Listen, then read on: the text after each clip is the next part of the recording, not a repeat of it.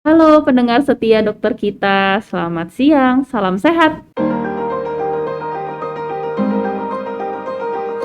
Kembali lagi bersama saya Dokter Tasya dari Rumah Sakit Tebet yang akan menemani perbincangan kita kali ini. Nah, kita sudah kedatangan dokter spesialis THT untuk tamu kita kali ini. Beliau adalah Dr. Sofia Sari, SPTHT KL. Nah, beliau ini adalah lulusan dari spesialis THT UI di tahun 2017 dan tamat Fakultas Kedokteran UPN Veteran Jakarta di tahun 2010. Beliau juga aktif mengikuti seminar dan simposium dan workshop di dalam dan luar negeri, yaitu tahun 2013 di Jakarta, 2017 di Bangkok, dan 2016 di Singapura. Mari kita sambut dan sapa dokter yang sudah ada di sebelah kita ini, yaitu Dokter Sofi. Selamat sore dokter. Sore Apa dok, kabar? alhamdulillah baik. Dokter apa kabar dok? Alhamdulillah sehat dok. Semoga sehat dan bahagia selalu ya dok. Amin. Amin. Nah, kita sekarang ada topik menarik nih dok. Kita akan bahas tentang sinusitis. Sering banget nih kita dengar, dok saya punya riwayat sinusitis nih dok. Nah, tapi sebenarnya nih dari yang ahli nih dokter Sofi, sebenarnya sinusitis itu pengertiannya apa sih dok? Silahkan dokter. Jadi, pertama kita tahu dulu sinus itu artinya apa. Sinus itu artinya rongga yang ada di wajah kita. Jadi ada di satu pasang ada di dahi, dua pasang ada di belakang hidung, dan satu pasang adanya di pipi kita. Dia rongga berisi udara yang sebenarnya juga untuk meringankan tulang wajah kita. Nah, kalau sinusitis itu berarti adanya infeksi pada rongga tersebut, baik itu disebabkan oleh virus ataupun disebabkan oleh bakteri. Ya. Baik itu ada yang sifatnya baru atau akut, ada yang kronik itu artinya lama. Kronik itu lebih dari 12 minggu. Itu. Ya, berarti sinusitis sendiri sebenarnya intinya ada infeksi ya dok ya di rongga sinus sendiri seperti yang dokter Sofi jelaskan tadi. Nah, biar nggak ketuker nih kalau pasien-pasien bingung, sebenarnya gejala khas dari sinusitis itu apa sih dok? Bedanya apa nih sama pilek-pilek biasanya? Oke, jadi kalau sinusitis itu biasanya yang dirasakan oleh pasien adalah pertama dia ada hidung tersumbat. Ya, cuman kok kayaknya kayak flu biasa ya. Selain hidung tersumbat, juga ada ingus yang baik itu yang keluar dari ingus yang meler dari depan hidung, warnanya bisa putih, kuning, kekuningan atau bahkan kehijauan, atau juga ingusnya juga bisa turun dari belakang hidung, jadi kayak ketelan di tenggorokan kita. Tes ke belakang. Belakang. Kemudian ada juga ada yang nyeri di dahinya, di belakang hidungnya ataupun di pipinya. Kemudian juga ada terjadi gangguan penciuman. Jadi sinusitis yang lama juga bisa mengakibatkan terjadinya gangguan dari penciuman itu. Kemudian juga bisa terjadi kalau sudah lama terjadi sinusnya bisa juga akhirnya bisa ada nyeri telinga, nyeri kepala, terus bisa juga batuk dan sering ada mendehemnya karena kan tadi ada ingus ya yang ngalir ke belakang. Khasnya seperti itu ya dok ya, yang membedakan dengan pilek biasanya. Nah dok, dari yang dokter sebutkan tadi sebenarnya kan pilek yang udah mulai kompleks ya dok ya, ada nyeri-nyerinya, ada pusingnya, ada baunya seperti itu. Nah, yang nyebabin sinusitis itu apa aja sih dok bisa seperti itu? Oke, penyebabnya pertama bisa jadi infeksi. Infeksinya itu bisa dari infeksi di hidung, misalnya kita flu awalnya lama jadi sinus. Kemudian jangan lupa infeksi dari gigi. Jadi infeksi dari gigi atas kita itu, jadi si akar gigi itu berada di bawah dari rongga sinus yang di pipi. Jadi kalau infeksi dari gigi yang tidak diobati dengan baik itu bisa mengakibatkan sinusitis karena infeksinya naik ke pipi. Itu. Kemudian juga bisa karena alergi. Yang alergi kan sering kan tuh kambuhnya, sering pilek, sering hidung tersumbat, akhirnya lama-kelamaan tersumbat jalur dari si sinus itu sehingga terjadinya sinusitis. Itu juga bisa dengan orang yang merokok atau orang yang bekerja di pabrik gitu. Itu kan banyak polutan ya. Nah, polutannya itu bisa terhirup lama-kelamaan akan juga menjadi sinusitis. Endap gitu ya dok ya, di rongga sinusnya. Nah, kalau misalnya tadi udah mengalami gejala-gejala khas sinusitis, ada faktor-faktornya juga yang mendasari sinusitisnya. Nah, pasien-pasien pengen berobat nih misalnya ke dokter THT, ke dokter Sofi, kira-kira pemeriksaan apa aja sih dok yang akan dilakukan untuk mendiagnosis dari sinusitis dok? Oke, yang pertama begitu pasiennya datang pasti ditanya dulu dong, ya kan? Sakitnya apa, Iya. keluhannya apa yang mengarah ke sinusitis. Oke, Kemudian dokter. setelah ditanyakan atau dianalisis oleh seorang dokter spesialis THT, nanti kita akan periksa juga tuh hidungnya gimana. Dilihat nanti hidungnya apakah ada yang ada ingusnya, apakah ada tulang hidung yang bengkok. Kan tulang hidung bengkok juga bisa mengakibatkan sinusitis. Kemudian juga apakah ada di dalam hidung itu kan ada tonjolan hidung atau nama medisnya disebut konkan. Apakah ada konka yang membesar? Baik. Itu nanti dilihat. Nah sekarang kan udah canggih tuh. Ya kita nggak hanya lihatnya nggak pakai mata aja, juga bisa lihatnya pakai pakai kamera endoskopi hidung. Jadi kamera nih dimasukin ke hidung kita. Jadi selain dokternya, selain saya bisa ngelihat, pasiennya juga bisa ngelihat apa sih yang terjadi di dalam hidungnya. Lihat langsung ya Lihat dok ya langsung. kondisi dalam hidungnya. Iya, nah terus ternyata memang sinusitis yang sudah kronis misalnya sudah lama, atau ternyata misalnya pas diperiksa ada polipnya. Nah, itu lalu kita lanjutkan dengan pemeriksaan CT scan.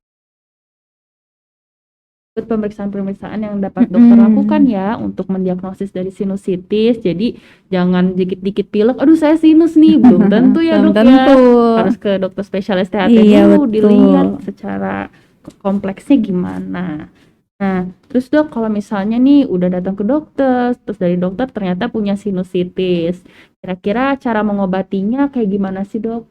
Oke, kan dilihat dulu ya apakah dia ada demam atau enggak, terjadinya baru atau enggak. Nah biasanya kalau ada demam dan terjadinya baru itu ya infeksi baru istilahnya. Nah kalau misalnya ingusnya berubah warna menjadi kuning atau kehijauan, nah itu ada tempatnya kita berikan antibiotik pada pasien. Ada antibiotik. Betul. Kemudian juga kalau dia ada keluhan pilek atau ingus banyak gitu, selain kita berikan obat pilek, istilahnya obat batuk pilek, nah juga diberikan cuci hidung.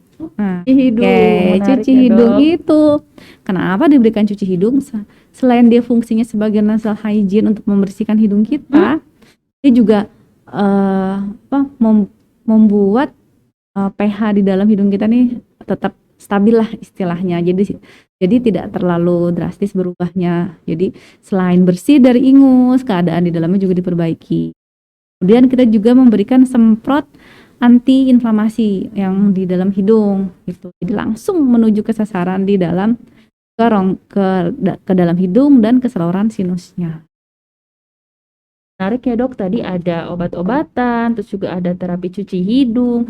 Nah kita kan sering dengar nih sekarang cuci hidung, tapi kita belum tahu nih sebenarnya menurut ahli nih dokter spesialis THT, dokter Sofi, cara cuci hidung yang benar itu seperti apa dok? Bisa dicontohkan dokter? Ya, nanti pada saat cuci hidung itu saya akan memberikan resep berupa cairan infus, gitu ya.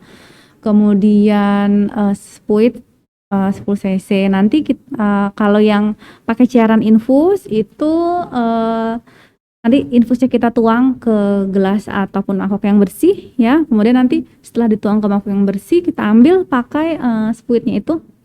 Nah ini yang penting nih, ingat. Nah, harus diingat untuk hidung kanan kita nunduk nengok ke kanan dan pakai tangan kanan.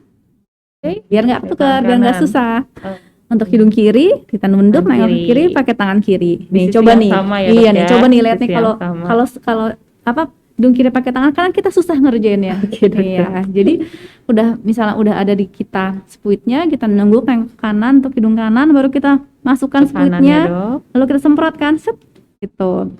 Nanti idealnya kalau masuknya hidung kanan, airnya akan keluar dari hidung kiri gitu. Lalu kalau hidung kiri kita nunduk nengok ke kiri, kita semprot pakai tangan kiri. Tuh, itu untuk yang memakai cairan infus. Nah, juga ada beberapa produk nasal spray yang berfungsi seperti cairan infus itu, cuman lebih kompak. Jadi kalau bagi yang bekerja, yang aktif di luar, kan nggak mungkin ya istilahnya bawa cairan infus kemana-mana. Nah itu ada repot ya. Ada ada obatnya yang sudah jadi yang bisa dibawa kemana-mana. Caranya juga sama-sama di hidung kanan nengok kanan, hidung kiri nengoknya ke kiri. Oke, berarti kalau misalnya pakai cairan hidung udah keluar di sisi hidung yang berlawanan itu tandanya Ya, sudah udah benar benar. caranya iya. ya, Dok. Sama jangan lupa mulutnya dibuka. Kadang-kadang, Oh, dok saya kalau cuci hidung kok kayaknya ketelan. Nah kadang-kadang suka lupa tuh mulutnya nggak dibuka. oh Jadi kuncinya dibuka. mulut harus dibuka ya, Dok. Iya betul. Iya. Oke nih, Dok. Nah, tadi kan udah ada cuci hidung, terus kalau ada seperti yang dokter bilang tadi berobat ke THT. Nah, sebenarnya kan agak ngeri juga nih kalau sampai ke sinusitis yang kronis gitu. Nah, sebenarnya gimana sih, Dok, pencegahan nih, Dok, biar kalau pilek-pilek biasa masih gejala ringan, biar nggak terjadi sampai ke sinusitis, Dok. Pencegahannya kayak gimana? Silakan, Dok. Sebenarnya yang paling mudah ya cuci hidung itu ya, untuk karena Pertama dia cuci karena hidung. dia membersihkan. Selain kan yang kita kan menghirup kita bernapas ini kan sangat sering ya, bisa sampai ratusan ribu kali dalam satu hari. Bayangkan berapa banyak udara dan polutan-polutan yang kita hirup. Nah, jadi kita membersihkan hidung kita dan nasofaring kita itu dengan cuci hidung. Karena sudah lebih bersih, pH-nya stabil dan lembabnya juga baik, dia mengurangi kecenderungan untuk terjadinya infeksi atau sinusitis ke depannya. Kemudian jangan lupa juga kalau misalnya kita punya alergi, misalnya kita alergi debu, nah kita hindari hal-hal yang alergi tersebut. Nah kalau kita alerginya tercetus, otomatis hidung di dalam hidungnya akan tersumbat, akan bengkak, akan ada banyak pileknya. Nah itu kan merupakan salah satu risiko terjadinya sinusitis. Jadi kita kalau punya alergi dihindari Dari alerginya. paparannya. Sama jangan lupa nih merokok.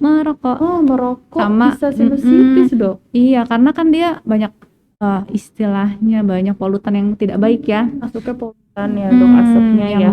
Karena kemudian juga ada orang yang bekerja di pabrik. Nah, penting tuh jangan lupa memakai masker misalnya untuk orang-orang yang di pabrik yang berhubungan dengan udara-udara kotornya itu harus selalu pakai masker.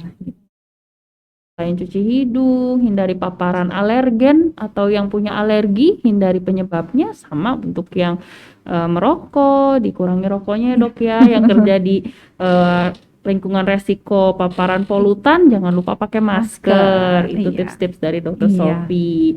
Oke deh, Dok. Nah, Dok, kalau misalnya udah ada gejala-gejala yang dokter tadi sebutin, aduh kayaknya dari gejala saya ke arah sinus nih, Dok. Kapan sih, Dok, saya harus ke THT gitu?